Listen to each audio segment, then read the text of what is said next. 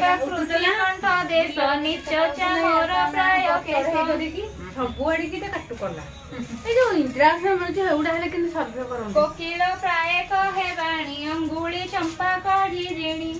चरण रंग एमंते तपोई बाला ताहार सपतणी लीला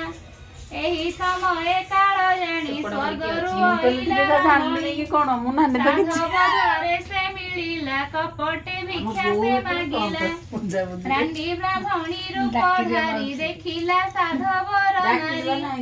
सर्वे देखिण तारे धाई माया रे किछि न दिसई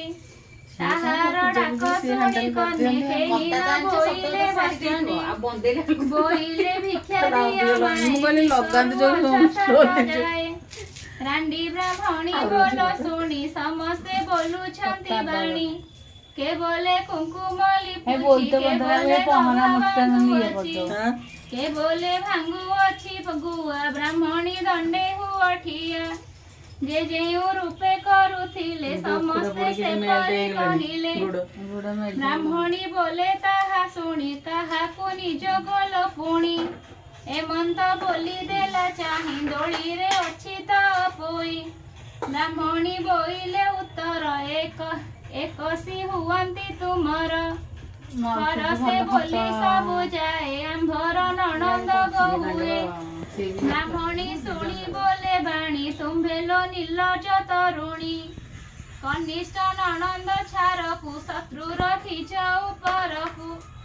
बसिछि दोलीर उपर एहाकु सेवा कर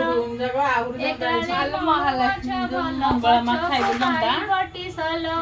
आमो खर्च करी अनेक शास्ति देव बेल कर उपाय पछको नथिब गो भय छेलीर खाओ बनस्तरे मराओ व्याघ्र भालु करे नहिले निश्चय मरिब एमंते जेबे न करिब भल समय अछि होई घरे नाहांती सात भाई ए कथा जहा से कहिला सबुरी मन को आइला नीलेन्द्री नामे सान बहुत पोईर प्रिय सेहु मो मने जेउ कथा अछि तू एका होइथिबु साखी सेहु से बहु एमंत चिंतिला समस्ते एमंते केते दिन गला न देले सुगंध चंदन न देले अलंकार मान मुंडकु न देले जे तेल न देले पिंधिबाकु भल बसाई न देले जे दोली आवर जगाइले छेली अनेक दुखे तो होई बनस्ते छेली जगी थाई कहरी समरगु पुणी हजिब जेबे घर छेलीर नाम घर मणि तेणु तियारे महामानी मुखे लगाई चुन गाली काटिब नाकर बौड़ी छिंडा टोकाई पांडे नेला ऊपरे पतर बुझिला तଳରେ मुसा माटी भरी पात्रे भात गोटा चारी पाउंस लुण बोली हेला पतर घोड़ाइण देला घेनिण त पोई चढ़ी बनरे चराइला छेली भोकेण टोकेई फेडिला माटी देखिण फेंगी देला नित्ୟରେ छ बहु माने ही प्रकारे दिने दिने सान बहुर पाଳି दिन बहुत देखाई अन्न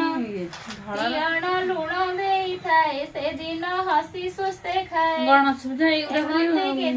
गला भाद्रव मास जे होइला बनरे बसिता पोई कसेण छेली रखी थाई बरसा बेले घर मणि हजिला बनस्तरे पुणी घर को सबु छेली गले गुहाल भितरे माइलु मोर छेली गोटी हजाई अछना कगाटी